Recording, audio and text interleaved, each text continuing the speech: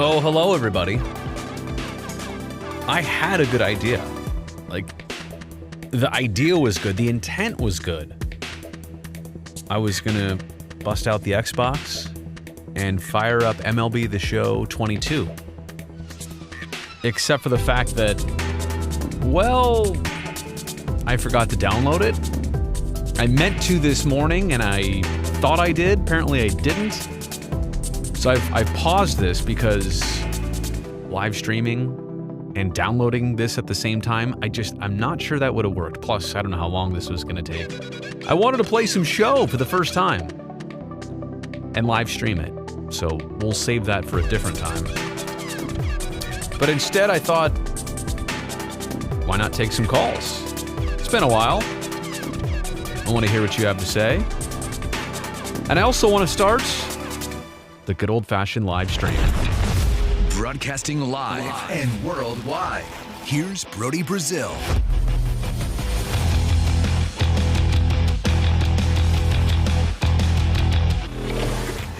Buttons are fun, you know? You just push buttons, change cameras.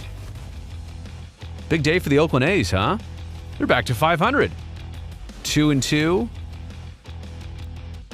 A win's a win. I'm not going to take away anything from that. I mean, 13-2 today was a drubbing. But even their losses were interesting. They spotted the Phillies 5 runs on opening day. They're down 4-0 on Saturday. They made comebacks. I know top to bottom, it may not be what appears as the most stacked team in professional baseball, and I know all the transition. I get it. I'm not promising you anything right now, like right here and right now. But what I am saying is they've found a way to make it interesting through 4 games. Now, talk to me at game 40, talk to me at game 80, talk to me at game 162. We'll see how interesting the season becomes. But as for 4 games, it's been interesting against tough teams on a pretty daunting road trip. So, hey, you got me paying attention. I'll say that. In fact, the A's of last season, they were so stocked and stacked, and they went 1-7, right, in their first 8 games. It took them like most of April just to get back to 500. So there you go. Anyway, a lot of times when I come on here with the live stream, I make the mistake of wanting to get right after stuff and, thinking that the audience is instantly going to be there. It's a slow build, so we'll take our time, but I will put up on the screen right now that if you want to call in, that's the phone number. So I'll leave this up. Let me just double check and make sure that I'm ready to actually take phone calls too. And I'll take your calls tonight. We'll see who calls in. I will also pay attention to the live chat. Totally responsive here. I guess I could fire up a video game in the meantime. Maybe I should have done that to begin with. Give me 1 second here. Let me find a game that I have downloaded. Should I play some Chell? Should I play some? Well, I have MLB The Show 21. It feels so dated that 22 is out. I guess I could do this here. I know you can't see it yet. Let me bring it up. We could do that for a bit till the phone calls start coming in. Problem is, I'm going to play as my Oakland A's. Our team looks a little bit different from last year to this. I think I might still be in the game here, but we'll find out. Oh, I don't want to get demonetized there. Don't play an Onyx song. Got awfully quiet here. Ooh, new active user. Well, it remembers me. Hey, everyone. Matt Vasgersian here. Hey, Matty. Welcome to the show. Hey, I was wondering something the other day. I don't know why this recording just brought it up, but when DJ Khaled, right, when he appears on songs and he says things like, "We the best music," or "Another one," do you think he recorded those only once and he's like using the best versions of them? Because sometimes when you record something, you nail it, right? Like you know that, all right, I got it. Right? That was the take. Save that one right there. Or that one was perfect. Do you think he has those like permanently saved and they just keep like modifying them or fitting them in the songs in the right spots? Or do you think he records those over and over again? Let me know what you think about that. DJ Khaled. It was on my mind the other day. I still don't know. All right. Let's get a game going here. Game modes. I just want exhibition. Oh, live rosters. Like a custom matchup. Oh, Atlanta versus Oakland? Sure, why not? Wait, I wanted to change that. How do I go back? Only because if I'm going to be the A's, I want Kelly Green. So what do we think about it? I mean, these jerseys right here, the forest green, the hunter green, is there a proper name for that green? Whatever the dark green is. If I had my way, gold would replace this. So we'd have Kelly green, gold, gray, and white. We'd have that one. We'd have that one. And then we'd have the two traditional ones, white and gray. I have a video here on the channel, by the way, about the ultimate set of A's jerseys. That's what I would go with. Oh, there's some Q&A. It's coming in. All right, I'll let it build, and then I'll get to the questions and comments in just a second. Oh yeah, this is. I'm looking at some names on here. This is not the roster that I expected. Yan Gomes, Starling Marte. Why is he batting eighth? I'll play like one inning here. I guess I'm not myself. Pete Cosmo, what? What exactly is going on here? Was this like for the last game of the season or something? Last year? Why is it taking so long to buffer? Here we go. From the home of the A's since 1968. Oh, this is the World Series. Baseball at the Oakland Coliseum. It's Game 6 of this year's Fall Classic. Really? Between the Atlanta Braves. Get those tarps off there. Oakland A's. What are you guys doing? Oh, hold to skip. Yeah, I don't need to see all this. Ready now is Eddie Rosario, and we are set for baseball Cole here Irvin this evening. All right. First I haven't pitch played of this the game in a AB while, now. to be honest, so. And he takes a cold strike. I just remember that 0-1. fielding grounders for me has been tough. I have a hard time throwing it to first. Let's see how this goes. Driven to right Uh-oh. field and deep. That ain't good. And that'll get down out there near the wall. Throw it to second. And the Braves Dude. have something going right away. It's a leadoff. Oh, there we go. Now I remember how to throw it. And a great Sure. start to the game as Sure. he's in with a leadoff triple. Yeah, it should have been a double. Take a look at this I one just as it forgot how to flies throw. into the gap. Both outfielders give it a chase, but they can't catch up to it. Next thing you know it, one hops the wall. Get and over he's there. busting his Get over hump there, around Jappy. second on his way to third. Pinder Whoa! settles under Oh, that's it, and there's Pinder. one Ooh, gone. that's right. Oh, no. Somebody's And now here's the starting Somebody's line for the calling me. visiting Atlanta. All right, hang on a second. Let's answer this phone call. Good evening. Hello, who's this? This is Flash. Say that again? This is Flash Hound. Oh, Flash Hound. How's it going, Flash Hound? I'm doing all right. I was just in the middle of playing. Now this controller's like vibrating. This is so weird. I was just playing MLB The Show 21 when you called, so I forgot I had that open. So we're here to take calls, not to play video games. So what's going on? Well, first of all, rest in peace to Ray Fosse. Yeah, no doubt. Yeah. Would you think that the A's would put like a memorial jersey like somewhere in the stadium for him?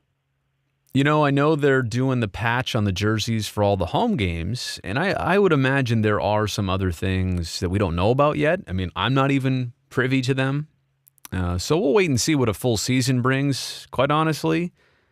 I hope whatever the new home of the A's is also features something to Ray. So I appreciate you bringing that up because, you know, we touched on it opening day, but I also think, and I've said this before, that people will realize his absence over the course of this season. You know, it's going to take a full season to really to adjust to him not being around. So, where are you calling from, by the way?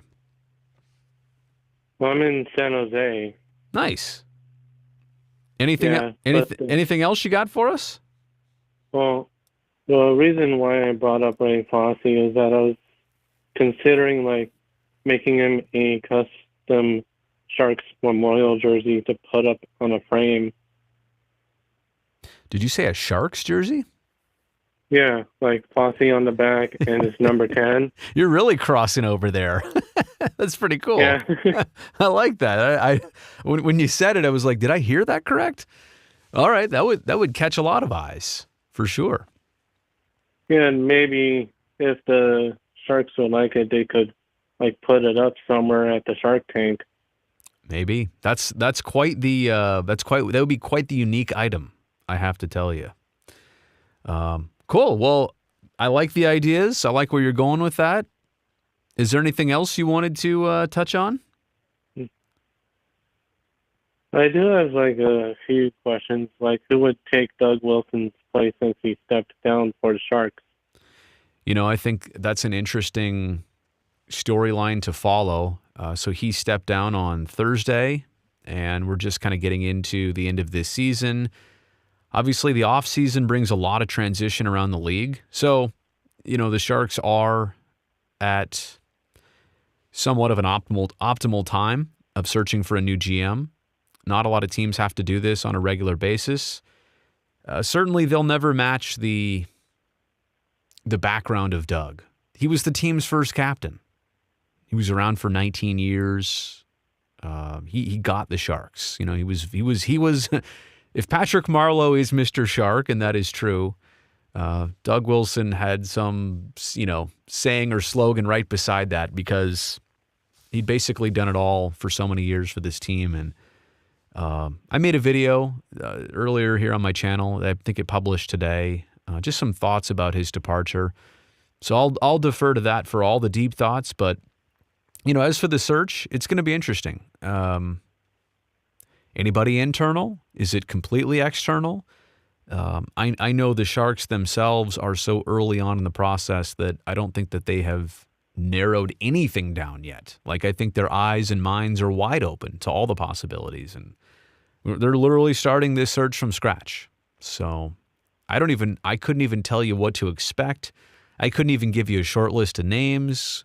It is that fresh and new and raw.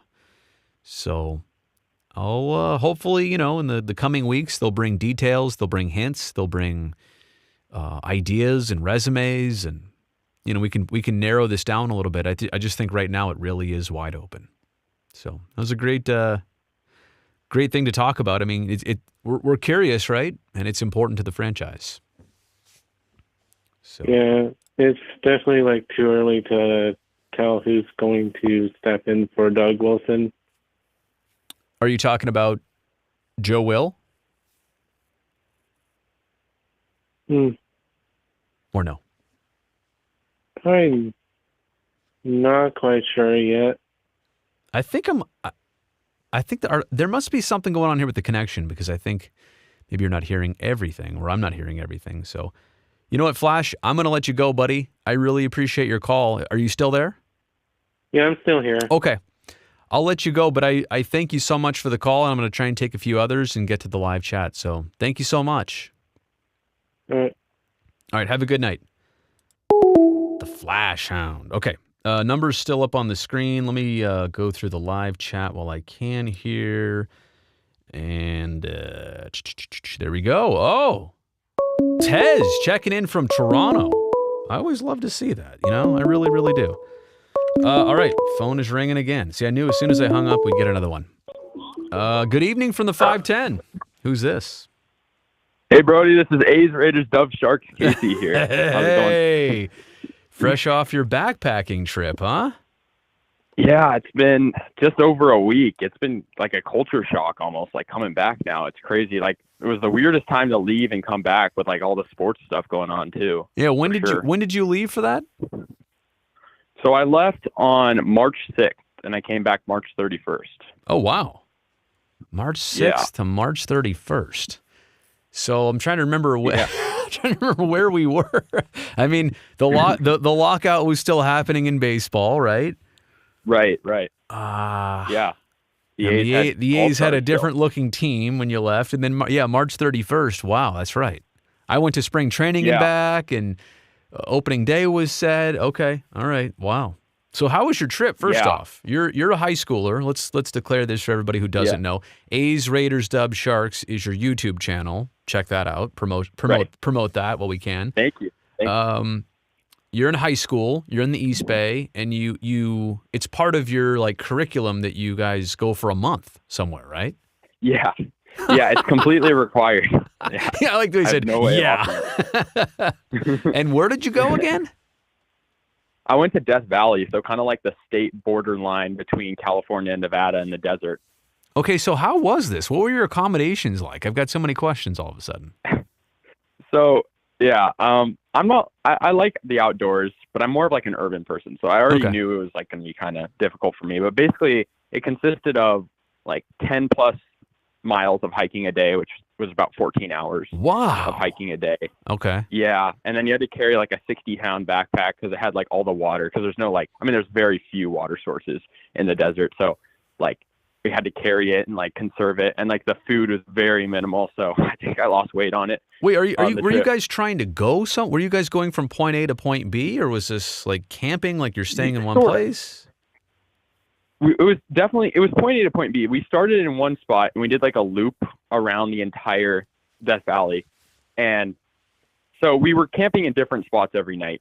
We were just hiking for 10 miles. And then like, if we found a good camp spot, we would go there, settle down there, and then we'd hike 10 miles the next day and so on. And then until we got back to where we were originally, like 26 days later. How many people are we talking here on the excursion together? Yeah, so it was like 50, but they split us up into like groups of 10. Wow. So I was with like 9 others. So who brought food for 50 people for 30 nights or whatever, or even 20 nights? Yeah, so we all carried it, but we had like resupplies, like whenever we could like get to a spot where there was a road. So we had to like motivate ourselves to hike more, or else like we wouldn't get food if we were like running low on it. So we'd get like resupply like every week or so, but it was very minimal though. Okay, so what was the point of? Sorry, I'm interviewing you here, but what was the overall goal of this trip? Was it to just experience nature as a young person? Was it bonding? What was it? They always talk. I was wondering the same thing until they always talked about like self-reflection, because there's this part of this trip, and it's basically solitary confinement. You spend 3 days alone with no human interaction in like your own spot. Yeah, like 72 hours. So like it's like to self-reflect and like kind of think about yourself, I think. Wow. Yeah. Did you get you must have got really lonely. That's lonely. 3 days? Yeah, I did. Yeah, I mean, I was kind of lucky because like I had friends and family like send me letters, and like my grandpa sent me a lot of like sports articles and stuff. Oh, that's cool. So yeah, but it was lonely because I was like in a cave and there's like scorpions around, and it's scary a little bit. Yeah. That was my other question. So who checks on you? I mean, if it's true, like solitary situation, you're by yourself, but somebody's got to make sure, okay, is Casey breathing? Yeah. Is he eating today? Is he okay? Is he hydrated today? Did anybody have any medical issues, by the way? I hope not, but. Yeah, I mean, some people got sick a little bit. Like even I felt myself getting sick. It's not super sanitary. I mean, like you're eating. Right. And you're like, you haven't showered in a month. But they do, I think by law, they have to. Yeah, that was hard too. But by law, I think they have to check on you. So they would check on you, but they wouldn't like interact with you. They would like walk by your campsite and like make sure you're maybe like wave to you, but you weren't allowed to talk either. So it was like, oh yeah. And they took your watch too. So you couldn't like schedule like a sleep schedule. It was torture. Oh my gosh. Okay. So what do you think? Clearly we can all think of the negatives of this, right? What are the positives that you take away from that whole situation, if there are any? I learned some pretty good like survival skills, like setting up like a tarp in the rain. Okay. And like I think I also built up like mental strength, because like hiking that much with like very little food, like you find yourself like you're mentally declining in a lot of ways. But I think I found myself like persevering a lot. Like if you have that end goal, I feel like you're more driven to try your best, and like I feel like I did that pretty well. That is really impressive, my dude. That is honestly I, and okay, more questions. You would think you would, now we're talking kids here, what, 17, 18 years old, 16, 17, 18, stuff like that? Yeah, in that range, yeah. Okay. I'm just rewinding myself at this age and young people in general. You're all away from your parents, maybe some of you for the first time. How do they keep people disciplined? How do they keep the young people staying out of trouble, especially at night, if you know what I'm saying? Yeah. Do they keep a rap on that, or how do they do it? Well, I mean, I think, honestly, we kind of disciplined each other. We held each other accountable, which I think was part of the thing, right? Kind of part of the experience. Yeah. They're like, how can, like, because also a funny part is, like, they try to put you with, like, people that aren't your friends. Oh. I got, like, 4 friends, which is, like, half the group. So it was kind of like, we had to hold each other accountable, and like, we're good friends. So it's like, to do that sometimes, but like, we also we're like a family, right? Because we have to like carry the stuff. Sure. And like, but they did lay down some like good ground rules and stuff. And I think like all of us like just respected that, because we knew like, if you did something bad, like you weren't going to get away with it. You were living with all these people for a month.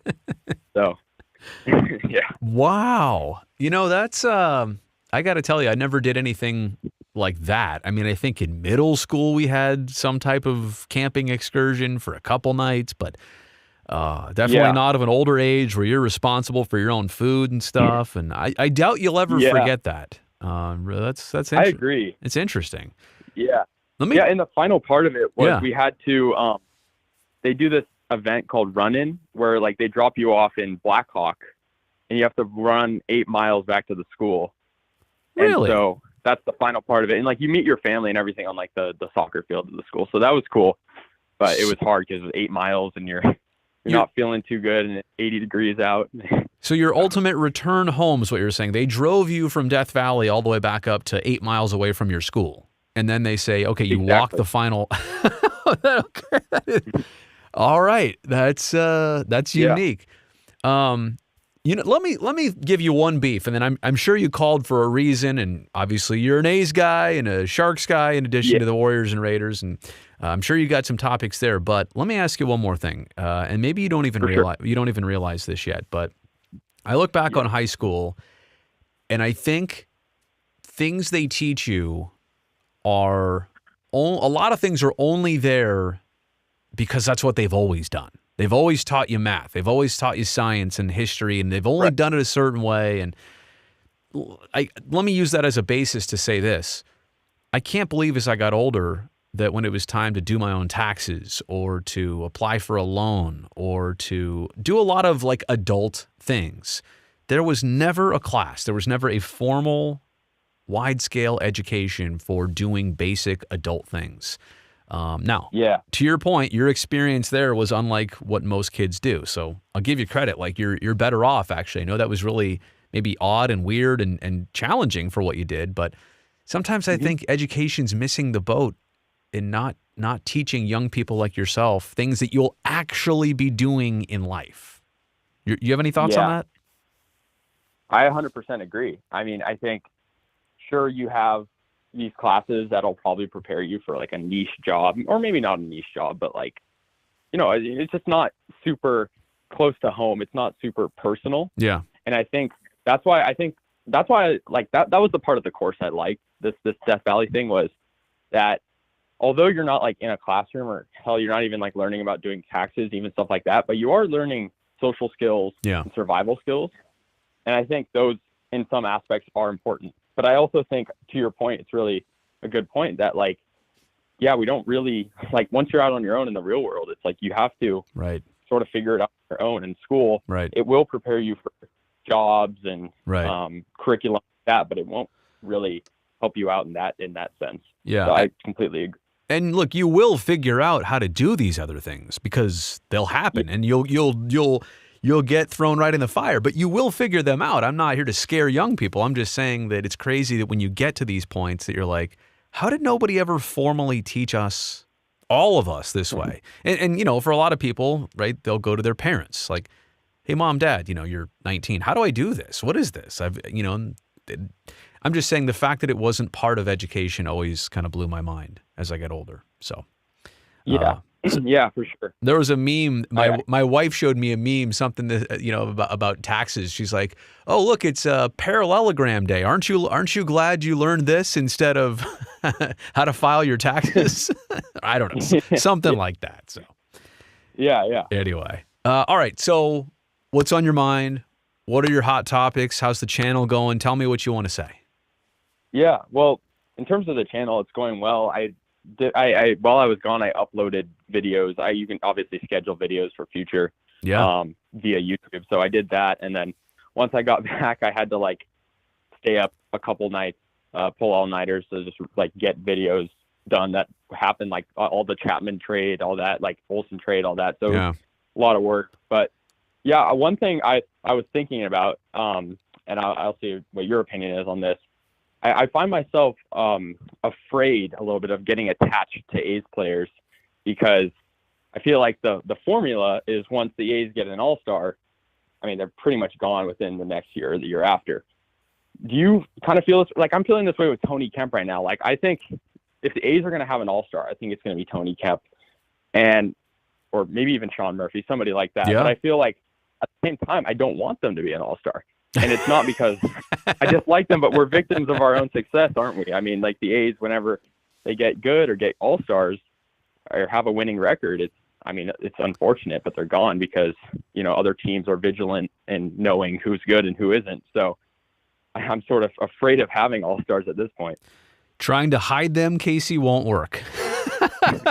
It's kind of like how teams, sports teams in training camps or spring trainings, they don't really want to show you their star quarterback, their star pitcher, their new point guard. They want to kind of, downplay it. And then opening day, opening night, whatever, it's like, hey, who's that guy? It's not about that. And I never want anybody to, not find success. But I also understand what you're saying to the point that it's a little bit of a cycle. Young player comes up, we just get to learn them, know them, they find success, and then all of a sudden they're a hot commodity for somebody else to want. Right. Let me just address Sean Murphy. Isn't it crazy that he is the 2021 American League Gold Glove catcher, right? But he wasn't an all-star last year. Yeah. But he could be this year. He's got something that will platform him to maybe being an all-star if the stats from this season match. There was somebody else I was thinking about too in terms of the all-star. Another one, we talked to him tonight. Seth Brown has 2 homers. I think 30 is in reach. He's got 158 games to hit 28 more. I think that can happen if he's healthy and plays. That's true. Yeah. I'm just hopeful, and I think time will have to prove this, and the timeline will have to prove this. I'm hopeful that things change when the A's are in a different situation, and specifically when they're in a different venue. And their business model is different because it has to be. And I know some people are out there saying, well, they got to prove it. I agree. It has to happen, but that's what they're telling us now. And I guess that's the only way we'll find out is if and when we get to that spot. If we're calling a new ballpark home, the business situation and the financials of the team are much different then. That's really the only answer I have. I would also tell you this. Sure. I would also say this. The one part about all this that makes it equally frustrating but inspirational is that every time they do this flip, they always come back, and sometimes they come back even stronger. That's a good point. Yeah. Even though it's hard to live. They're good at developing these. They are. They're good at finding talent. It's hard to go through the flip over and over. And you're obviously in a younger age group. You've seen this maybe twice, but it's happened. Yeah. It's happened more than a few times since the turn of the century. So, yeah, for sure. And I think the thing that frustrates me the most, and I know you alluded to it, was the talk with the new venue and then the financial situation. It's I agree. The financial situation, if and when we get this Oakland ballpark, which is incredible looking, I mean, I think it'll definitely boost the financial situation and our ability to sign players. But my question is, why not right now? I mean, yeah, the A's don't play in the most desirable stadium, and the financial, they're very low like they don't have much profit compared to other teams, but they do have money, and that's a fact. So I think it's a little bit of an excuse for them saying, like, I've seen Cavill and whatnot, like tweeting like, oh, once we get this new ballpark, right, we'll be able to sign big players. And that's true. They probably will be able to sign bigger players. But at the same time, right now, I guess the attendance is low and the ballpark is, I guess, low quality compared to the other ones, but the money is there. That's my sort of frustration with it. I think it all also comes down to the fact now. Look, I'm not the A's tax person. I'm not their financial advisor. But I'm looking on the outside in what they're spending and what they're doing and trying to get this ballpark put together. And at one point, I was told that the price tag was $2 million a month of what they're spending just on people, resources, things to happen to help the ballpark process move on. And if so, like if they really are spending $24 million a year, and they have been for a while on this process, then maybe that's a reason why the payroll number is a little bit different this year. Now, granted, to your point, there may be other ways to pay for both and pay for your team and pay for. But the bottom line is, I don't know yet how this is all going to work out. You've seen it happen with other teams, and that's how it shakes out. Yeah, I just don't know. I just don't know yet, but I totally understand the sentiment of fans who got attached to the past group. And the hard thing about the A's is what you said earlier, money to sign big players or to acquire new players. They don't even need to acquire them. In most cases, they already have the player. They just need to keep the player, Yeah, exactly. Yeah, our minor league system is so incredible in the sense that we've developed almost all of these guys or veterans that don't do well on other teams. Yeah. Like maybe like a Jed Lowry. Sure, he was on the A's on multiple stints. Yeah, which time are you talking about? the second time, the third time? Yeah, and even last year was a crazy example because you have Marquet, Harrison, and all of them were good on their respective teams before, and Yan Gomes, but on the A's, they took off and right away. So it goes to show that with the youth and with the veterans, the A's are just stellar at being able to develop that and make them so much better. But I also think it's a hard game to play because it doesn't last long. The veterans will retire eventually, and the rookies will get scouted out by the bigger market teams, and I think that's the problem. But I think if the A's, like you said, can retain these guys, not just signing big guys, but it keeps the chemistry and it also keeps a winning product like we saw in the past couple of years with Olsen and Chapman and et cetera. So for sure. I mean, there's teams out there that wish they had the talent eyes of the A's, that wish that they didn't have to go out and make a risky trade to get the players they want, or they didn't have to overpay to get the players they want. The A's are good like farmers. They know how to grow the plant, from seed to, a 1 gallon plant, but then they rip it out of the ground and then it goes somewhere else and grows into a 5 gallon or a 50 gallon plant. So. Yeah, exactly. By the way, you're getting a lot of comments here. The account Colorado Sports Review jumped in the super chat just to say hi to Casey and says, I'm talking to a real one right now. I already know that. That's why our chat's gone on so long here. I know that. I get it. Yeah. Yeah. Thank you so much. I really appreciate it. Absolutely. Hey, let me ask you something. And we've talked a couple times before. Is it your goal? You want to get into sports broadcasting? What's the end game here? Do you have one? Yeah, that's 100% spot on. That's what I want to do, and that's what I want to major in college. I'm starting the application process soon, and that's probably going to be my major. So that is the end goal for sure. What's important when you pick out a college to go to? What's important to you? What do you think is important to you to get in to bridge you into that type of career? I think, of course, having the resources, but I feel also being kind of around it. I'm sort of wanting a school that has sports, which most do. But I think I want to stay in California likely. And I think we have a pretty good selection of colleges that have sports teams that, are pretty much thriving. So I'm shooting for schools like a Berkeley, like a UCLA, like a USC, et cetera. Cool. And I think hopefully that can, being around it and developing those skills through YouTube right now, will sort of like bridge me to the future career path I want to pursue. So it's about repetition for young people, repetitions and a little bit of reputation, but also who you know, connections. I would say repetition and connections are the two biggest things. And to your point, you're already doing it with your YouTube channel. A lot of young people would say, how do I get into sports broadcasting? And the first thing I always say is, let's try something that's free. Start your own YouTube channel. Yeah. I mean, everybody's phone these days can have good enough quality to make something that's, that's good enough to put on and to let other people see your work. And it's free. You practice it. I said, pick something you like. It doesn't even have to be sports. You want to just do like drawings or paintings, or you play an instrument, do that. But then maybe talk about it afterwards, or, like get comfortable with something and do it a lot. And then you'll get better at it. You'll look back on your videos, you'll self-critique, other people will give you advice.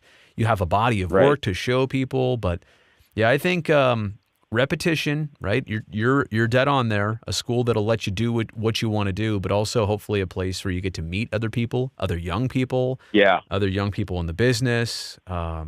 It's incredibly important. I can't tell you how many people's jobs have come to be because of who they knew to kind of get them in the door. It doesn't always guarantee you that job, but it gets you in the building a lot of times to maybe interview or compete for an open spot. So 100%. Very cool. Thank you. We should what? We should do like a Q&A collab or something like that. We should do something on the channel here. I got to think about like what to do, how to do it, but we got all the technology to do it, and I really do. I think you do a cool job. I think I'm inspired to see somebody like you doing this the way you're doing it. It's very cool. Yeah, thank you. Yeah, I mean, reach out to me if you have any ideas, because I'm totally down to do that, and that sounds awesome. Awesome. All right, Casey, I'm glad you're back. Glad you're safe. You made it. Now, don't talk to anybody for 3 days. I'll talk to you in 4 days. Bye. Yeah. All right, thanks, Brody. All right, see you later. Wow, that is whoa, sorry there. I didn't mean to put that on the screen. That's absolutely nuts that he went that long on a trip and didn't talk to anybody. 3 days of essentially solitary confinement. That's amazing. Good evening from the 669. Who is this and where is that? So my name is Arvind. I'm from California. Hey, Arvind, am I saying that right? Yeah. Okay. Hey, Arvind, where are you? And what region? Where's the 669? This is actually a Google Voice number. Oh, so, okay. Yeah. Okay. And your sound quality is also really good too. It does not sound like you're on the phone. It sounds like you're on yeah. Cool. I'm using a Logitech C920. Good for you. Good for you. All right. Hey, so Arvind, what's going on and what do you want to talk about? So I'm wondering, do you follow the MLS at all or any other sports other than baseball? Yeah, so baseball and hockey are the two that I work in, and I have to be very honest with you. The next sport that I would want to put on my plate is soccer, and I'll tell you what I really enjoy watching is on weekend mornings, an EPL match. Yeah, I guess maybe it's not necessarily called that anymore, but I really enjoy watching that because of the announcers, the fan base, the tradition, the teams that I'm kind of still learning the backgrounds, the stadium venues, they're all incredible. But to your point, I do like MLS because I also realize that's the North American, league / version of it, and I also want to support that too. The biggest problem is the crossover of seasons, my schedule, me being dad of a younger kid, the opportunity is just not there right now all the time to pay attention or to be present, but hopefully someday down the road I could. So I do like soccer. I play soccer. I've played competitively. So that's why I asked about the MLS, because normally a lot of the people who I've talked to from this area are more familiar with the MLS than they are with like the EPL. So random question, who do you say is your favorite EPL team at the moment? Okay. Well, see, and I don't have a good reason. I first off, I'm going to tell you, but I also want you to understand that this comes with no real reason. Or I've been to Stamford Bridge twice, so and I realize, if you say Chelsea or Man U, you're basically saying the Red Sox or the Yankees. You're just kind of picking like the most popular, like I don't even know what I'm talking about team, but I think it is Chelsea. I'm so disappointed right now. All right, educate me. Help me. That's why you're here. Help me out. So, actually, Man United has the richest history for sure. Yeah. But they're struggling a lot at the moment, and it's mostly because their board has made a lot of dumb decisions with the money that they're spending. So, most recently, for example, they spent $80 million on a player called Harry Maguire. Not sure if you've heard of him. I've not. So he's a center back, which is, it's kind of like the pitcher. It's like the most important position. Yeah. So he's like the leader of the team. Yep. And he is atrocious. Not working out, huh? He's not working out. 80 million pounds, which is like $95 million. Yeah. And he's terrible. And there's just been the downfall. So arguably the best team of all time has now gone to like 7th, 8th in the league. Mm-hmm. Getting close to relegation there, huh? We're not Everton bad yet. Hasn't sunk the ship entirely. Yeah. Okay. Now, you educate me about baseball because I don't know anything about baseball. Are you serious? Yeah. Okay. Actually, wait, no. My friend wants to hear about hockey, so let's do a little bit of hockey. Okay, so the basics on hockey. Now, I'm going to say this as a person who broadcasts the games, right? I help broadcast them. Hockey needs to be seen in person. Like you actually need to go see a hockey game to appreciate the size, the skill, the speed, the physicality, the atmosphere. It's one of those things that it translates well enough on TV, but it's hard to capture on TV because even when you're at a game, you could be looking 70 feet apart at the same time at this play, behind the play. What's the other goalie doing? There's constant substitutions. We do the best we can on TV. The puck is so tiny. The puck sometimes is behind a wall that you can't see. I mean, imagine if the soccer ball was behind ads that you couldn't see for a little bit of the time. It's hard to watch, right? It's hard to if you're new to it, it's hard to figure out. So I've tried to follow hockey before, or like tried to watch on TV, like if there's nothing else on. Yeah. And I just can't because I can tell that it's really fast paced. Yeah. But when you're actually watching, you can't really tell because you can just see a bunch of like 6'8", 250-pound guys going around on ice in full speed and hitting each other. Here's the trick. It's not necessarily to try and keep your eye on the puck. Like if you're having a hard time at first with that, look where everybody else's head is turned. That's where the puck is, right? So if you lose the puck, look where everybody else is looking, and that's they see the puck. That's where it is. I also think you might enjoy hockey if you like soccer in a sense that the scoring is not, we're not talking like basketball where you score pretty much every other trip up and down the floor, but it's different, right? In the space, the amount of real estate per person on the ice versus on the pitch. Soccer's so spread out. There's some tactics to it. There's some attack. There's some formation. Hockey, maybe a little bit less than that, but I think the physicality, the back and forth, the fact that there's walls on the end of each corner of the rink, and those are tested and people thrown into them on a regular basis. It all makes up for it. So my friend wants me to ask you, who do you think the new Sharks general manager will be? That's a number one question right now. And we took a call on that earlier. What's the timeline? What's the process? I couldn't even tell you where to begin. For full disclosure, I had an idea that Doug may not be returning. Doug Wilson may not be returning after this season. He's had health issues this year. He took a step back. He literally remained out of almost every process with the Sharks since then. And I'm not going to make this too personal, but I just have a feeling that he has understood what his life priority is right now. And I respect, obviously, him for stepping away and knowing what he had to do. But as for the team and that side of it, I don't even know where they start. I mean, Yeah. They have Joe Will, who has been around this for a long time. I think it'd be foolish not to consider that or consider implementing him into whatever's next. You have somebody who's understood all the players and where this group is at. Do you totally wipe the slate clean? Do you start with somebody who's never been around this team before? Nobody will ever match Doug. He was the first captain.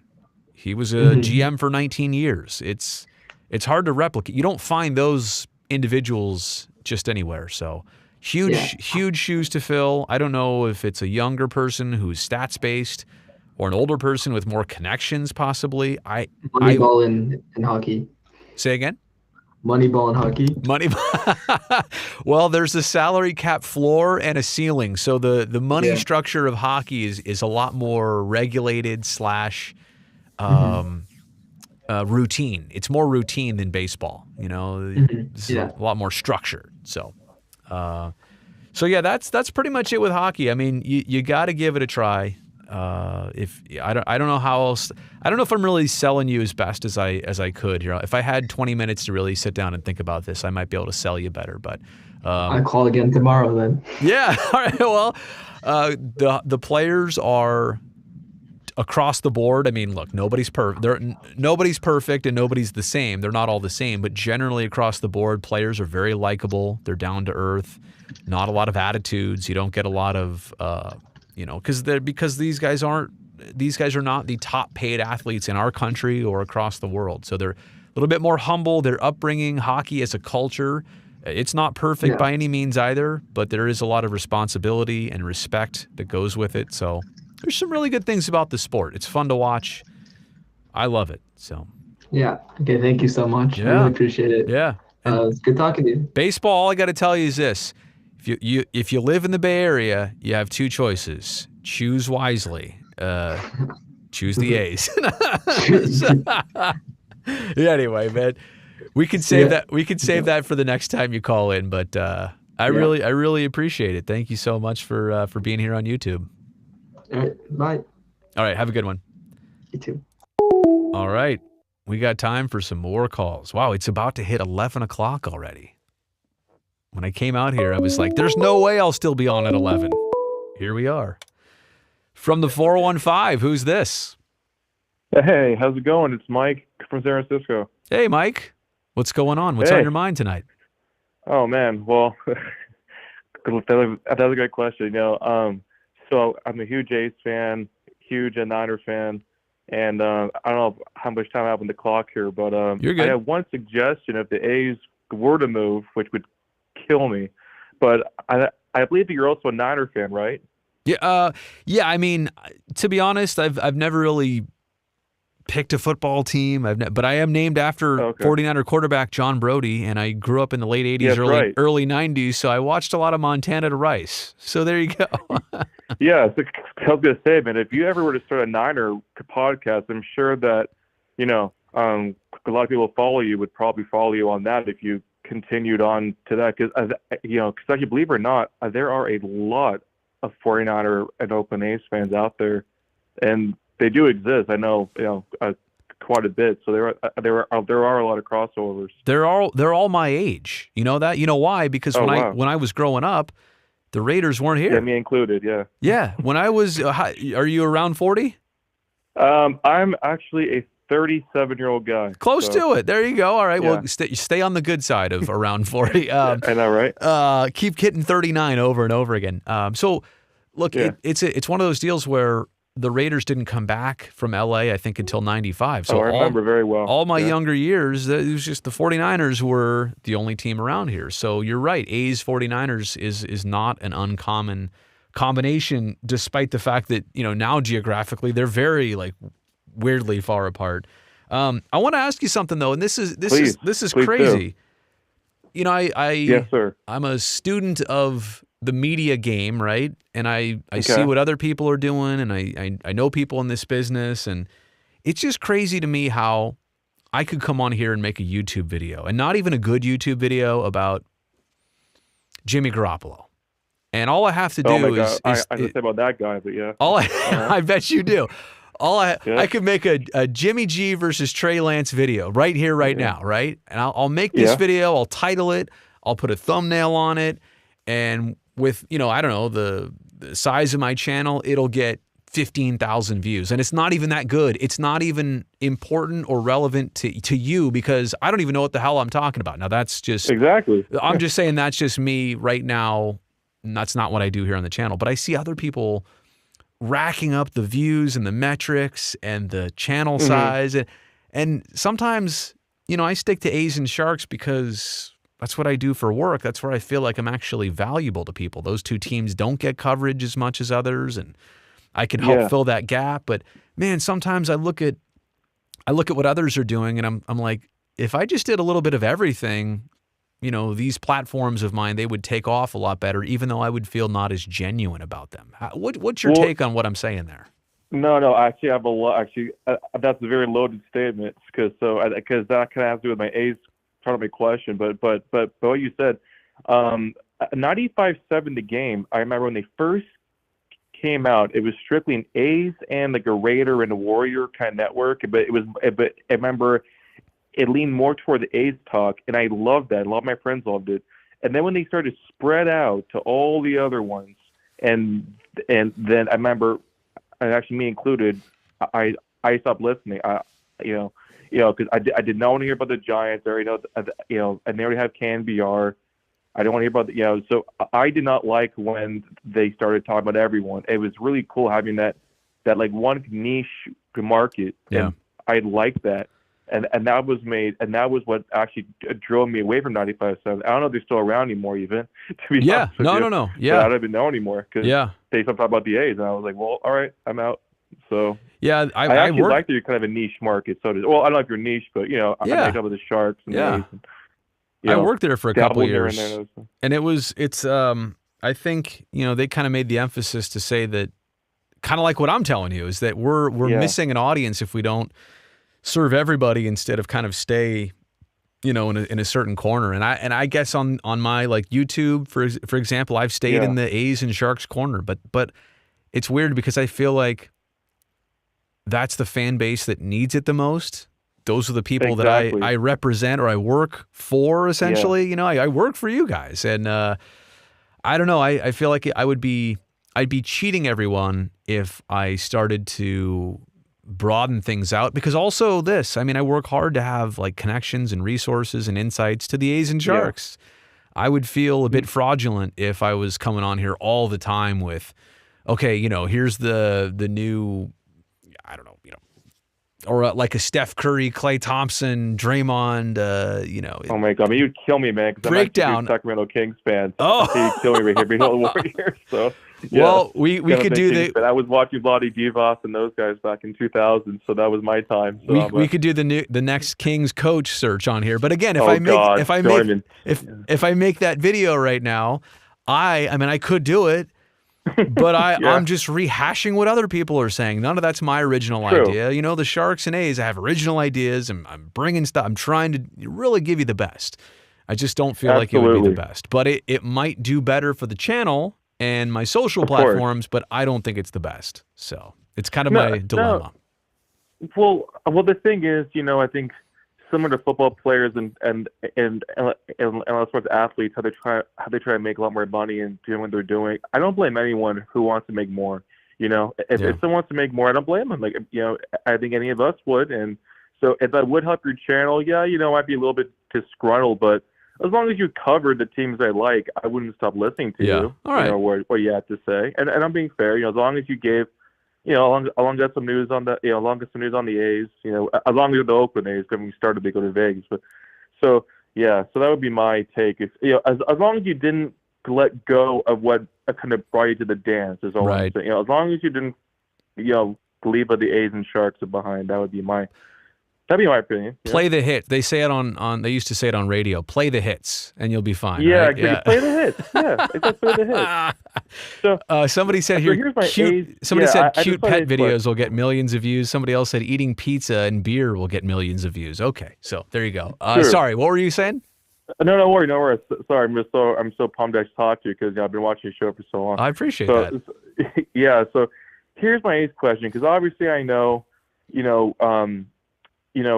can't convince someone to spend more on players. There's certain things you can't expect from people, and especially from sports owners and teams. So, at least my opinion, I think that people can vent as much as they want on a team, spending or not spending, or doing this and doing that. And I don't think it goes anywhere. So I've kind of waved the flag on that, hoping that the A's will spend and do this. But there's one thing that I've never understood in the last 5 years of the A's, because they used to do this under the previous ownership, under the Schott. I think his name was Schott, or SHOTT, I believe was the former owner. Mm-hmm. And so they used to do a lot of commercials and a lot of advertising, and that would bring a good amount of fans to the games and bobbleheads and things of that nature. And I have no idea why, but this ownership, and really as of late, has just completely given up on that part of, I used to drive down and see all the A's stuff, and see all the commercials and see all the banners on the freeways and here and there. But I don't see it anymore. And if they're complaining about why they don't fill out the stadiums anymore and do all these things, well, they're not advertising. I mean, how do you expect to build a fan base if you're not showing yourself to the world? I mean, how does that not happen in the 21st century? How are you not putting up a banner on the highway to, hey, come on A's game, why don't we do this for you? I think that's just insane, and it doesn't make sense. I have something to tell you, because I was thinking about this when you were saying it. No, it's good. It's good. Now, I think you bring up a great topic. First off, so let's establish that. So I was driving home tonight from San Francisco in the studio, right? Yeah. And on the way home, on the toll plaza side of the bridge, so the Oakland side, right? I saw a billboard for Giants Padres series these next 3 nights. Right. And all it was Giants logo, Padres logo, April 11th through 13th, and it had an image of Gabe Kapler. That's it. So I'm like, okay, Giants advertising to East Bay fans. Then I keep going over towards the MacArthur Maze, and there's an A's billboard, A's tickets, I think, and it was some crazy low price of $15 price. But anyway, they are advertising a little bit. But I have to tell you, both baseball teams are not making the commercials like they used to. They're not on maybe typical old school mediums like they used to be. I'm telling you where, and this is pro sports teams, this is businesses in any industry. They're spending their money on social media advertising, those types of things. Why? And advertising the whole game has changed, right? Why necessarily do the old school thing when, for example, it's right here on my phone, or it's in my social feed, something like that. Now, granted, their games, like A's games, Giants games, those in themselves are huge advertisements to go out and enjoy the product, right? If you're watching it at home, chances are you're thinking to yourself, hey, next Saturday, we're free. Maybe this is the opportunity to go. The games alone are the advertising. And not to mention the advertisements that run during the game. There's a lot of people watching those too. So I'm not here to knock down advertising. I'm just saying, for a product like professional sports, making commercials isn't not necessarily always the most effective thing. But I will tell you that the personality that came across in those commercials was huge, right? You felt like you got to know, even though these were all scripted commercials, but I think what came across was the human aspect, right? These guys are low key enough to laugh at themselves or to do something stupid just for your entertainment. So I know what you miss.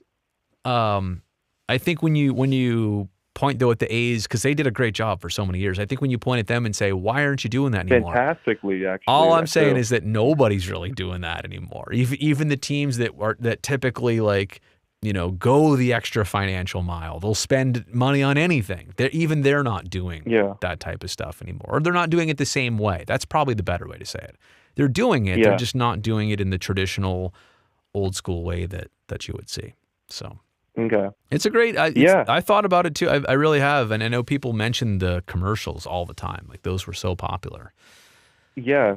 It also free parking on Tuesdays. I don't know why they gave that up. That was awesome. Yeah. Free Chevy parking Tuesdays. Well, some things I'm like, I don't know how they pull that off. You know, you only have so many home games, and now you're like, all right, wait, we're getting a bigger crowd on these nights, and you're getting no revenue from that. It's only costing you to do that. So.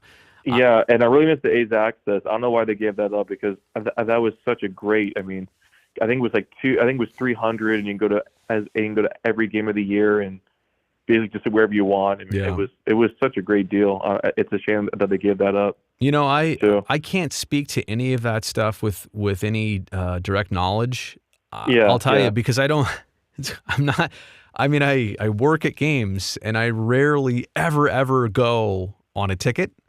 And I'm not even trying to say this, but when I do need a ticket, I'll find a way to get one. I'll ask. It's just kind of. If you work at a bowling alley, you probably don't pay to bowl. Like, you know what I mean? It just it kind of works that way. But I'm so lost on a lot of the ticket stuff. I hear observations and I hear what people are talking about, but I don't always have the experience to go along with it. So. Yeah, and then also another random kind of A's note. If you don't mind, I know you're probably a lot of calls waiting. No, do it. I was going to say, like, you know, I heard of people who are complaining about how BART is not close to Howard Terminal, but this is interesting. I looked at the BART station. There's actually a couple, and it says on the map if you go onto Google Maps, it's only a 16-minute walk. Yeah. From there's one off of 12th, I believe it's called. It's off San Francisco, and you get in there. It's only like a 15-17-minute walk. You know, if you're like a normal, if there's no problems or anything, it's only a 17-minute walk from there to the ballpark. I don't know why people are complaining that the BART isn't a close enough a location. It's right there. Yeah, I'm gonna put this up. I know you're on the phone, so you won't necessarily see this, but for everybody watching. Okay. Sure, thank you. All you got to do is on YouTube type in Brody Brazil BART Howard Terminal. I literally have a couple. Oh, here's the one. Yeah. Here's the video. I guess it's called Howard Terminal EIR. BART can accommodate baseball fans. I have a bunch of videos. There are 3 BART stations within basically a 20-minute walk or less than 1 mile distance away from the Howard Terminal site. So look. Like, there's no question that a Coliseum BART station, having a BART station at the location is closer, right? Like, it's across the pedestrian bridge, but even then, like, let me ask you this. From the moment... And then it's more, woo. Well, no, but how... Okay, so I'm imagining you've taken BART to A's games a lot in your life, right? Yeah. Oh, yeah. Okay. Yep. So let's agree on something here or not. The moment you step off the train, okay, let's say your seats are, do you have regular season tickets at the Coliseum or do you have a section that you normally sit in? Oh, I came up bleacher bond. Yeah. Oh, okay. Yeah. And so your entrance is probably, I guess, which is the normal entrance you use to the stadium? Okay. So I normally, if I go with my friends, I drive, I go into the D lot. Okay. I go from there. And last year I believe I was going from the A lot, or it's off of John Morgan. But what stadium gate do you walk in? It's the one where you see Dennis Eckersley and you go on that side. It's like left field then, basically. Left field, yeah. Okay, thank you, yeah. So hypothetically, but let's say though that your tickets were let's put you in the second deck right behind home plate, right? So you're probably gonna use like maybe even the entrance between the arena and the stadium, or like where the food trucks are, Championship Plaza. Yeah, so exactly that area. From the moment, so let's say let's say it's like 218 right behind home plate. So how long would it take you to step off that BART train and to walk across the bridge, around the Coliseum, back in the stadium, and up to your seat? How long do you think it would take? I have a number I think it would take me. How long would it take you? All right. If there's a line, probably 20 minutes. Yeah. Guess what? Yep. That's how far away BART is from Howard Terminal. Yeah, exactly. So, yeah.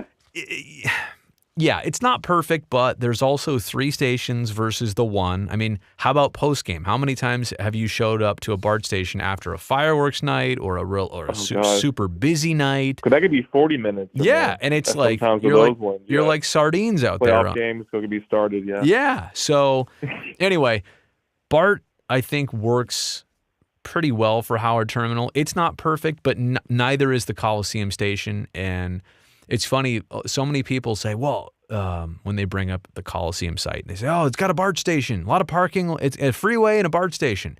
I'm like, okay, well, why don't we knock down Bayfair Mall and go build a BART station at or a new stadium at Bayfair? Because that's got it's got its own BART stop and it's right near the freeway. Perfect, right? Exactly. No, it's not. I know, right? Yeah. So anyway. Yeah. Well, cool, man. Well, and then another random note, if you don't mind, before you go to bounds, I was going to ask you. So I know that the way, because like I think in this whole like stadium situation, I think it's always important to kind of see the wave ahead of you crash. You can, so you're able to prepare for what's coming ahead. And obviously, I know that the Vegas thing, I know that they're going to show all the renderings. I believe in May, everything I'm hearing, it's going to come out in May. They're going to have these, kind of like, the amazing renderings that are going to come out and everything. So once those renderings happen, do you think that'll help to boost the votes in Oakland to kind of make it happen more, or will it kind of scare away all the people and give up on being able to, or to kind of scare away all the people who vote yes or no? Is it going to help us to kind of keep the A's if they show more scare tactics of Vegas, or will it? Because I really wonder what will happen if once those renderings all come out. I actually don't know about the renderings. Like an additional round of images. Is that what you're saying? I don't. Yes. So they're supposed to come out with a bunch of renderings of the Las Vegas stadium. Oh, for the Las Vegas site. I'm sorry. Okay. Yeah. The people in government in Oakland and for Alameda County, they're very well aware. I don't think they need to be scared about Las Vegas. I mean, what I mean is they don't need additional threats, or an image is not going to motivate them necessarily. I do think they're diligently working on getting all of this together. It's a hard process, especially here in California with restrictions and trying to get it right. I don't know if you heard about this, but just today the Baltimore Orioles announced that they're getting $1.2 billion from the state of Maryland to refurbish Camden Yards. Refurbish? Yeah. 1.2 billion with a B or with an M? With a B. With a B. To enhance the experience. Here, I'm literally going to read this. Are they getting a dome? I mean, are they going to get a dome in the Seriously, what do you build? Wow. What do you build out there for $1.2 billion? That's a wow. I definitely believe you, but I mean that's crazy. I'm honestly not. Yeah, I'm curious about that too. This is from the Orioles CEO or somebody high up in the front office. I'm pleased to announce over this weekend that the Maryland State Legislature passed an historic initiative committing $1.2 billion in public funding, right? Wow. From the state of Maryland for reinvestment in and reimagination of the Camden Yards Sports Complex. This marks the second largest public commitment of funding to a Major League Baseball private-public sports partnership, second only to the 2009 construction of new Yankee Stadium. So, look, I think the A's are trying to do this the right way and not taking that type of handout. They're not doing this, but it's still that difficult process. And I don't think anybody in Oakland or in Alameda County, they don't need the threats as motivation. They're trying. This is just difficult. There's a lot of sometimes chefs in the kitchen with local government, right? And it takes a lot longer than we'd like, but. Yeah. If you follow the process, I do think they're making significant ground. So. Oh, it's great. Yes. So in theory, they can still vote. I think there's 5 votes left. I think this year, I think they're still on track, right? Where they could have the final vote this year, or is it pushed back in your opinion? No, I think this year is going to have to bring a resolution, and I mean either when you say this baseball season, but probably, if we're being honest, add in December 31. Add in October, November, and December to probably just buffer it out, But I don't think it's unrealistic to. Now it depends, right? And we've just heard about the 3 lawsuits that were filed, but those were expected, and those are also limited to a certain time frame of duration, so that they can't continue in forever. So, it's not unrealistic right now to think that all this could be squared away by the end of the calendar year. At least you'll know, right, by the end of the calendar year. But again, that's assuming that things go. And also the designation removal of Portland, of Howard Terminal, that has to happen. That's kind of one thing up in the air too. And there's a community benefits agreement that needs to be shored up, and a development agreement that needs to be ironed out. There's a lot of final details that need to be squared away. But again, at least the good news is at least it's done. At least all the good news, at least I will know by the end of the year. Well, and in theory, right? Let me just say this: last year, April 11th of 2021, we were not talking about any of these things. None of these things. Like, it didn't even become a reality until the July 20th Oakland City Council meeting, where they voted on. Well, it was their own term sheet, but they voted yes, right? So we literally weren't even talking about this until July 20th of 2021. None of the stuff I just referenced was even a thought or a tangible thing. So progress is happening. It's just taking a while. So. Okay, again, thank you for my call. Yeah, I really appreciate it. I'm going to take. You're a great guy, and I listen to your stuff and can do great stuff, and hope you keep it going no matter what. So I appreciate you so much. Have a great night. And I'll talk to you soon. Day, brother. Okay, you too. All right, cheers, man. All right. I'm probably going to do one more phone call here. And there's also some oh boy, I'll get to the super chats. I promise I'll get to the super chats in a second. Let's see who our last caller is. From the 408, you're the final caller. Who is this? Hey, so this is Nikhil, also known as Blue, and I was calling to actually see about my friend who is a baseball prospect. Wow. Here in California. Cool. And I was wondering if you could check out his stats, maybe on maxpreps.com, if that would be an option. Okay. You want me to look him up for you right now, or you want me to? Yeah. All right. If you could. Okay. If you're up to it. Yeah. Who are we talking about here? So his name is Govind Malasani. How do you spell that? He goes to Lynbrook. Lynbrook High School. Were you just hitting me up on the super chat, by the way? Yeah. Yeah, that name sounded familiar. All right, spell that for me one more time. Govind. Yeah. Malasani.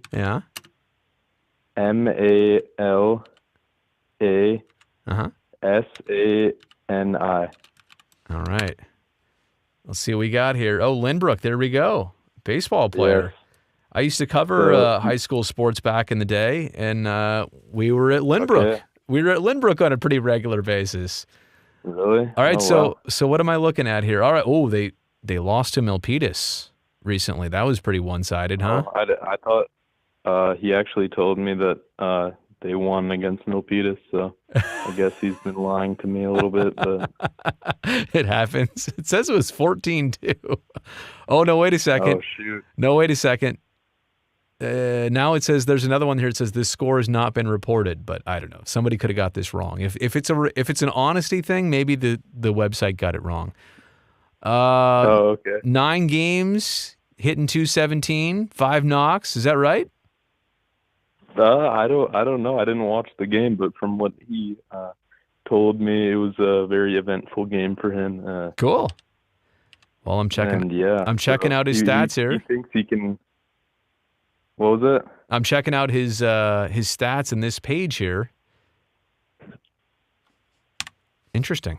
This is amazing that they have individual stat pages for players. Yeah, he calls himself a prospect, so I don't know if that's completely true. We're all, you know what? We're all prospects in some respect. That's awesome. Yeah, I guess so. That's awesome. I wonder if it'll. Well, thank you. I didn't have much time, so no, thank it's you okay. for letting me call. I appreciate you calling in. Now you say who is this is your what relation to you? He's my friend. Oh, okay. Cool.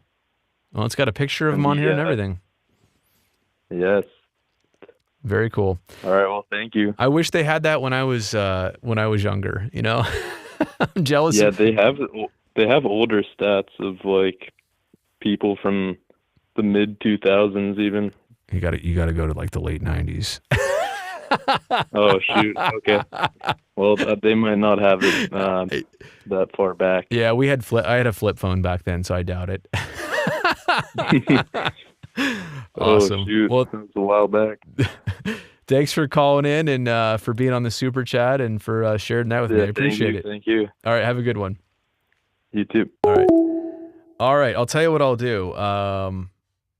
If there's one more here quick, I'll do it. If not, then I will call it a night since that one was pretty quick. But all right, here we go. From the 209, who's this? Hey, Brody, it's Jacob. Jacob, what's going on?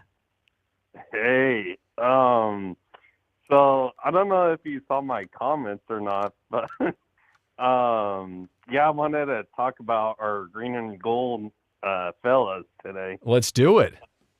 Right, and just a question too. What's that? I just have a question. Oh yeah, go ahead.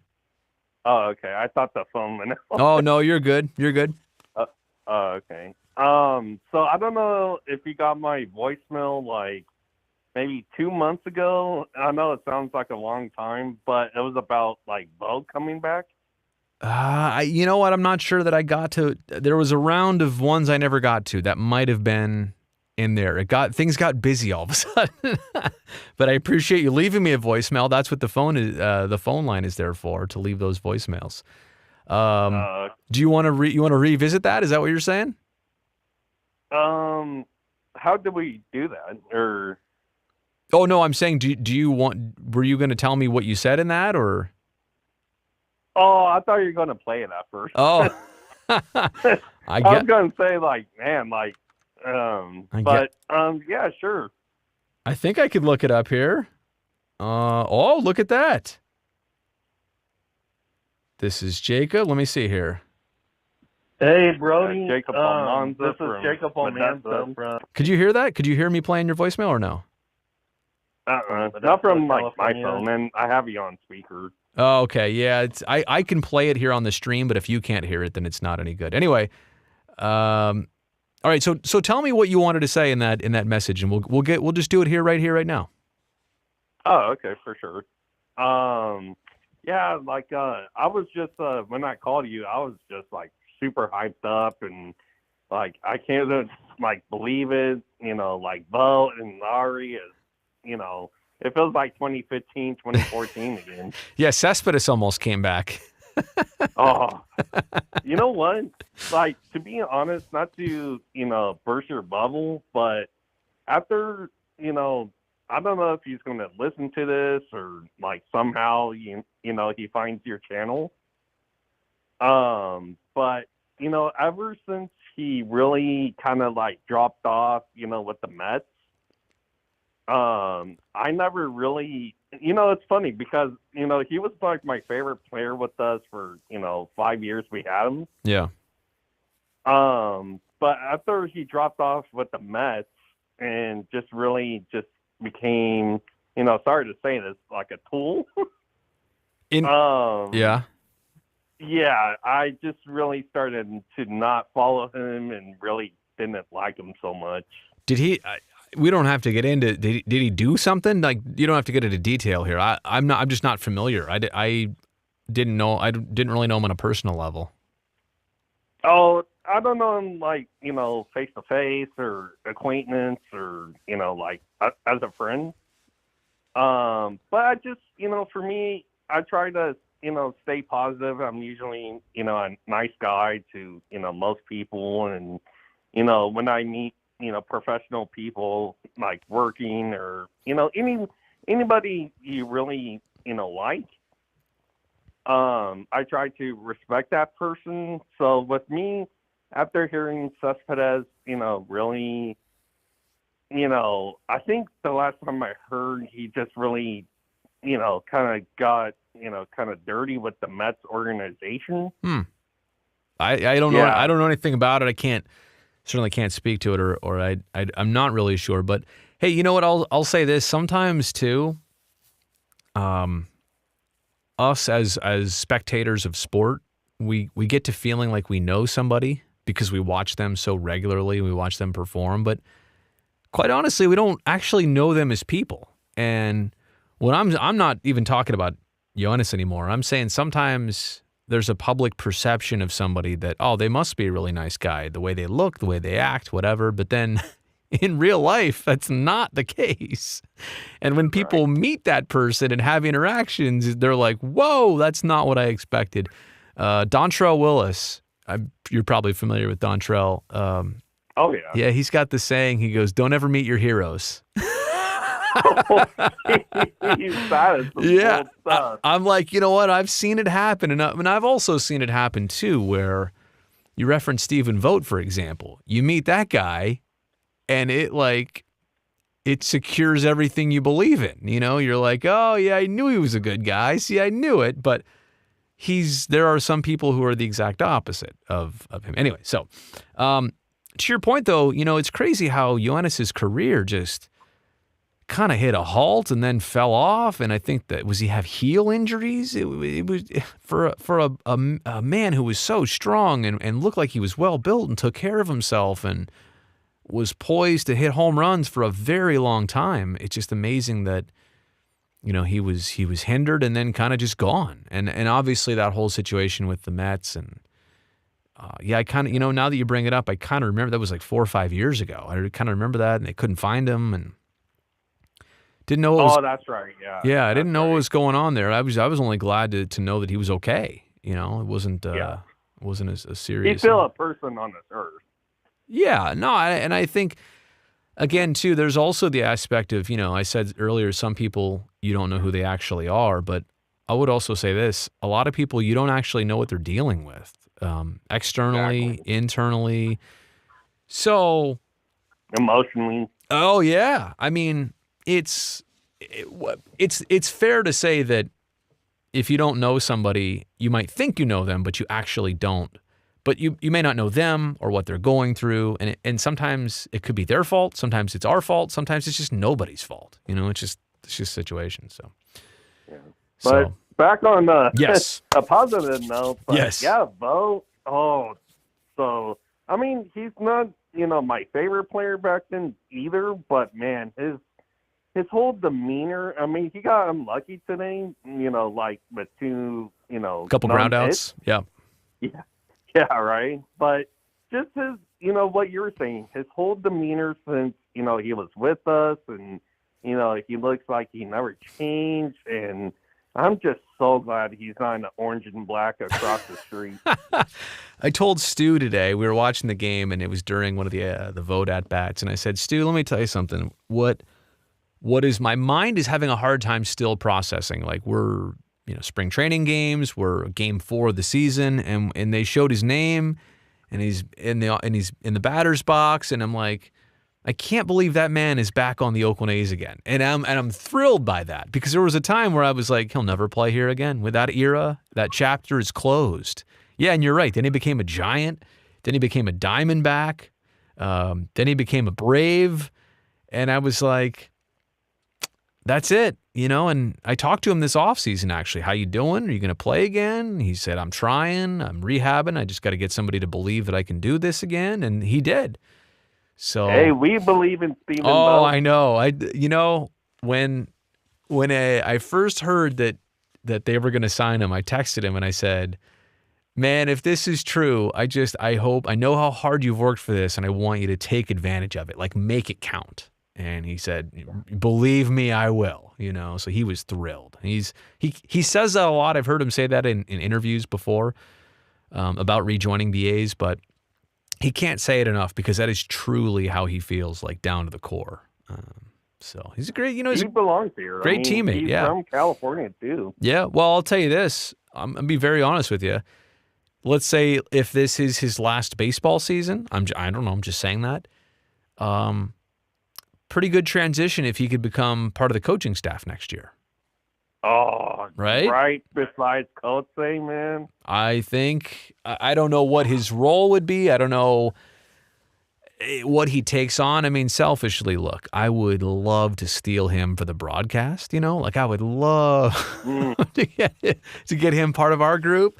But I've talked to him about that before, too, and I think coaching is more up his alley right now than anything else. But he might try coaching and say, well, I don't know if this is working with my family situation, like I don't get to see my family enough, and maybe if I did broadcasting, some people have different preferences, So we'll see. And isn't it funny? That, if one day they don't show us announcing, like, Glenn and Dallas is just talking out of nowhere, and sure enough, oh, what's that sound? It's like a sudden familiar voice, and they're sure enough, it's both voice out of nowhere. You want him to surprise? You want him to drop it, to parachute in like that? Oh, dude, that would be like, it'd be like a ASMR, like, wow, I just heard it go. Yeah, so, let's talk about today though, because today, oh my gosh, dude. Like, what was your favorite part? Well, there were so many good parts. What was your favorite, if you could even identify one? Oh, dude. Like, I know, like, I always liked my Seth Brown and how powerful he is, and how, he's, what you said earlier about being a MVP, maybe. Well, I think he can. I think he can hit 30 homers. I think Sean Murphy could be on an all-star team. I think that's certainly in the cards if he plays well. Right. But you know what? I would say my favorite part is when our boy Noisy came back. Oh yeah. From the Dodgers. I mean, I know it's an easy pitch, in most standard minds. But dude, that grand slam. Oh. I thought I was watching slow pitch softball when Brett Phillips was launching 37-mile-an-hour heaters up there. Yeah, and that's not the first time we've even seen that, which is crazy. But I like, this A's team, and Sheldon Noisy kind of embodies it. Like, they're quite the story right now. It's only 4 games, but even their 2 losses have been interesting. They've grinded. They've come back even in those losses a little bit. Not all the way, but they've made a statement there. I think there's enough hungry players. I think there's enough players with some background to be leaders. I think there's some young...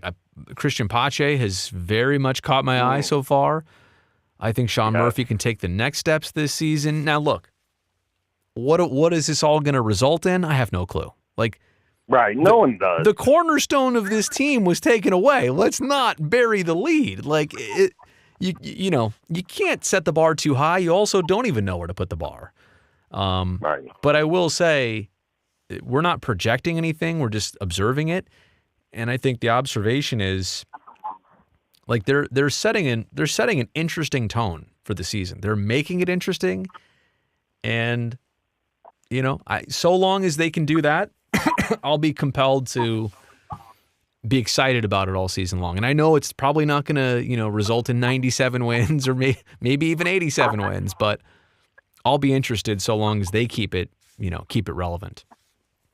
Hey, well, I always say, like, if you, kind of what you're saying, like, if you keep it interesting, you grind out some games, you barely win, you do what you can to try to win each thing. Yeah. It would just be, it'd be really cool if we at least get to be close to at least September baseball. And I'm not even putting a playoff expectation. Yeah. Right. I'm so far, excuse me, starting to lose the pipes here. It's one of those things where I want certain players to develop. I want to see some fight. I also think too that, excuse me, that one of the big things about this season is that you don't want to see prolonged losing stretches. you're going to lose games. You might lose 2 in a row or 4 in a row, but man, you don't want to get to the point where you've lost 7 games in a row.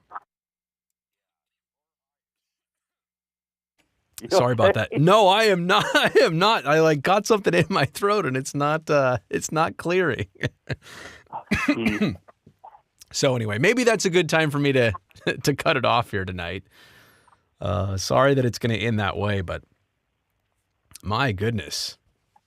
I'll go have a drink of water. So, hey, thank you so much for the call. I appreciate it, and I can't wait to talk to you more next time about all this stuff. Oh, you're welcome. And, of course, my feelings didn't get hurt too bad with the voicemail, but, to, talk about it now, and especially, maybe it was, God saying, we're going to talk about it, after this big win, and, and what a way to start the series too, the first game. No, I'm honestly pretty excited about tomorrow, showing up to work, talking about this stuff all again, and hopefully, seeing where you set a nice start to the series for sure. You set a nice tone to it. So. Oh, Brody, real quick. Yes. Oh, okay. Just I won't take too much time, but I left the TV, at the bar, kind of quickly. I was just wondering, so what happened to the pitcher for the Rays, real quick? Oh, at the beginning of tonight's game? Yeah, I heard it was his arm. It was his side. He was kind of reaching to something here in the core. I don't know, back, side, something like that. It would be through 13 pitches, and then that was it. He was done. So I didn't follow up on any further information after the game, but it was amazing. He came out. He had an 0-2 count on Sean Murphy when he came, and 2 outs, and then the A's scored 4 in that inning, 4 the next inning. He was 1 pitch away from being out of that inning, and he hits Sean Murphy in the butt. And then that's right. Yeah, that's what I saw. Yep. When I came back out to get my drink again. Yeah. And another A's fan is like, "Hey, Murphy just got it right in the want to say the keister. The keister." Yeah, and I'm like, "What are you talking about?" Yeah. And he's like, "Yeah, you should check on the Rays pitcher too." And I'm like, "What happened to him?" And he's like, "Oh, I barely saw 2, but to get clarified, hours later, that's just really bad luck." Yeah. Well, it was a good night for the A's. It was a bad night for Tampa. But Tampa was undefeated before this, so maybe they were just that's right. bound to have this type of night. So all good. Yeah, right. So we beat the undefeated team, and hey, that's something to say, about. I mean, even with Seth Brown, I know you posted that video earlier. He said, anybody that will overlook us is, dead wrong. Yeah, well, that's a great attitude. It's the way you gotta have it that way, right? You gotta have that mentality. So I like it. Hey, thanks again for the call. I'm going to sign off and pass out, to be quite honest with you. So have a good night. Thanks again. Oh, you're welcome, man. Peace out from Motown. I love it. Modesto. All right. Yeah. Next to Stockton, right? Thanks, Jacob. You're welcome. All right. That was Jacob, and I'm going to close that real quick. And I appreciate everybody for being here on the live chat. As you can... random videos saying over under that we go to 12 a.m. It's not going to reach that far because I'm losing it here fast. I don't know what was going on there. Like I got something in my throat. I could kind of feel it tickly there. I was like choking on myself. That's that's rough. I just shut down the phone line. So if anybody tries to call, it'll go straight to voicemail. Let me see if there's any other ones here that oh man, there was a ton of conversation. Anyway, I'll have to get to it next time. So let me just say this as I sign off. I appreciate everybody for being here. For those of you who are part of the super chat, that is also awesome too. Hey, get off my screen there. That's also awesome too. And that's pretty much it. I used to play the hockey theme when I signed off. And now We'll go with the baseball theme. It's a busy stretch, by the way. The A's have 17 straight game days to start their season. We are 4 in and 13 to go. I do get, I think I get this Thursday off, and then that's about it. Back to the weekend, back to next week. Opening series at the Coliseum. It'll be nice to finally, after 10 road games, get a home game, you know? But Phillies, Tampa, Toronto, tough trio to start with. A lot of turf games, 7 straight turf games for the Oakland A's. You don't see that all the time. All right. That's it. We're done. I'll sign off as soon as the music hits. Be safe, everybody. I'll talk to you tomorrow.